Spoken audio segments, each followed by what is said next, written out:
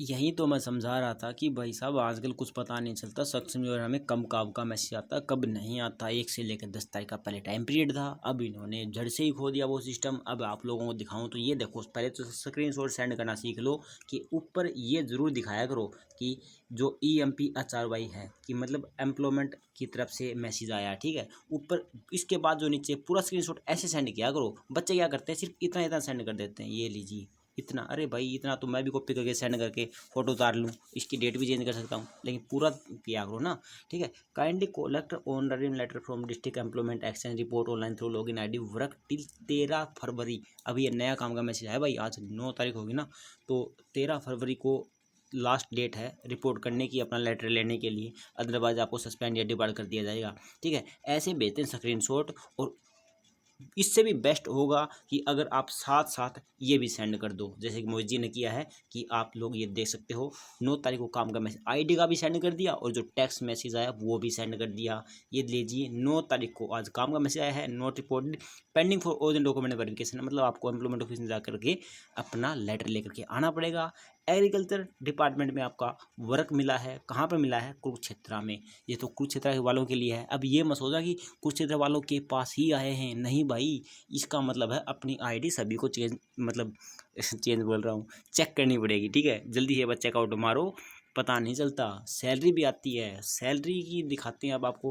पहले तो अनुजीत पूछ लेते क्या बोल रही है कि भाई मैं पानीपत से हूँ, भाई मैंने आपको कई बार कमेंट किया था पर कोई रिप्लाई नहीं मिला, भाई मेरी हेल्प कर दीजिए। भाई मेरे साथ कुछ हादसा हो गया था, मैं कुछ टाइम से पहले, तो कुछ टाइम पहले ऐसा हो गया तो भाई मैं रिपोर्ट नहीं कर पाई सक्षम योजना में, तो भाई मैं डिबार्ड कर दी गई। तो मैं अब एम्प्लॉयमेंट गई थी, उन्होंने कहा कि 1 साल के लिए डिबार्ड, हाँ उन्होंने सही बताया है, 1 साल के लिए बाद अब दोबारा काम का मैसेज आ जाएगा। हाँ देखो आपका मकाम सब कुछ समझ गया कि वो कॉलम 3,100 हो रहा है, एंड कर रहा है क्या। अब बिना काम के 3,000 आएंगे या ये देखो, हाँ बिना काम के 3,000 आते रहेंगे। अब आप दोबारा से एक्टिव हो चुके हो, ये लीजिए आपका 3,000 जो है अपलोड हो चुका है। और फरवरी में ये 8 फरवरी को अपलोड हो चुका, मतलब कल अपलोड हो चुका है, ये आपके खाते में आएंगे बिना काम किए। अब आगे आपको अगर काम मिलता है तो आपको काम करना पड़ेगा, ठीक है।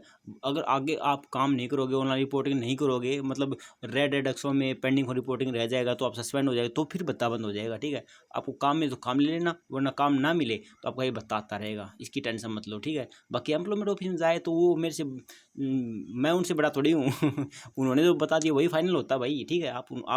आपने उनसे पूछ लिया, बस सब कुछ बता दिया। 1 साल के लिए बार होता है, वो आपका टाइम पीरियड पूरा हो चुका है। अब आपका भत्ता भी आएगा, काम का मैसेज आएगा, ID चेक कर लो, ठीक है।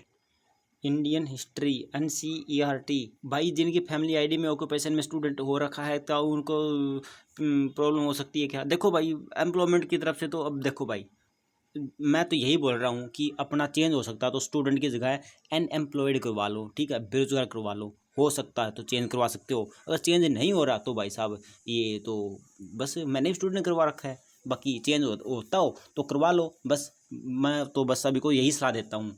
बाकी वह चेंज नहीं होता तो अब क्या कर सकते हैं भाई। प्रॉब्लम अभी तो यही बोल रहे हैं कि होनी तो नहीं चाहिए, लेकिन आगे हो सकती है। उसके लिए अगर आप बिल्कुल सेफ चलना चाहते हो तो अनएम्प्लॉयड करवा लो, ठीक है। अब ये भी बोल रहे हैं कि साहिल यादव, भाई मेरी फैमिली ID में पापा की 70,000 और दादी की 2 लाख करवा दी।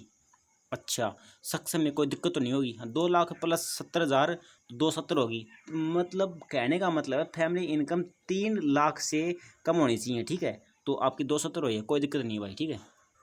रज्जाक खान बोलते हैं ये लीजिए भाई जनवरी का पैसे अपलोड हो चुके हैं। यही तो बोलता हूँ भाई साहब, मैं अब जो सैलरी का प्रोसेस जो स्टार्ट हो चुका है, ये देखिए 9 फरवरी, अब कल 8 को सैलरी आई थी, आज सैलरी अपलोड कर दी गई। ये भी एक किस्म की सैलरी ही है भाई, इसी को तो प्रोसेस बोला जाता है। अदरवाइज मैं यही कह देता कि कल सैलरी आ जाएगी। एक होता प्रोसेस जो मतलब अपलोड करना, सभी का वेरिफिकेशन करना, फिर उनके खाते में सेंड करना वगैरह वगैरह, तो ये अपलोडिंग का भी ये सैलरी का प्रोसेस ही होता है। यही तो मैं समझाने की कल कोशिश कर रहा था। धीरे धीरे अब आप लोगों को सब बातें समझ में आएंगी। अब मैं एकदम बोल दूँ कल सैलरी आ जाएगी, नहीं, प्रोसेस एक अलग चीज़ होती है, मतलब आपका भत्ता चढ़ाना, फिर आपके खाते में सेंड करना वेरिफिकेशन करके, तो यही तो प्रोसेस होता है। जो मैंने बोला था कल सैलरी का प्रोसेस जो है स्टार्ट हो चुका है, तो कल स्टार्ट हो गया था, किसी की कल सैलरी आई भी थी और आज देख लो आज अपलोड होगी। अब अपलोड होने के बाद नेक्स्ट स्टेप क्या है, सैलरी खाते में डालना है और क्या है, ठीक है। तो ये आपके खाते में सैलरी आई भी की, काम का मैसेज आप लोगों ने चेक कर लिया होगा। वीडियो खत्म होने के बाद अपना काम का मैसेज चेक कर लो। और ज़्यादा दिक्कत आएंगी तो आपका कल और सॉर्ट आउट करेंगे सभी साथियों की।